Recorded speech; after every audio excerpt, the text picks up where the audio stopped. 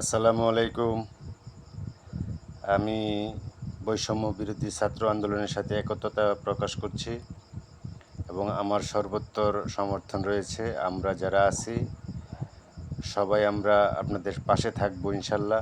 আপনারা এগিয়ে যান। আমরা প্রবাসীরা যারা আছি একটি টাকাও আর দিব না এই সরকারের পতন হওয়ার আগ পর্যন্ত।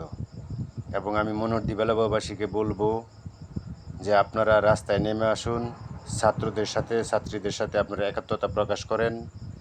এবং আমি আমার শ্রদ্ধেয় লিডার আল্লাহ সর্দার সাখাওয়াত হোসেন বকুল ভাইকে বলবো আপনি আপনার জায়গা থেকে প্রস্তুতি নেন এবং আমাদের সকল অঙ্গ সংগঠনের যারা আছে সবাইকে রাস্তায় নেমে আসার আহ্বান জানান।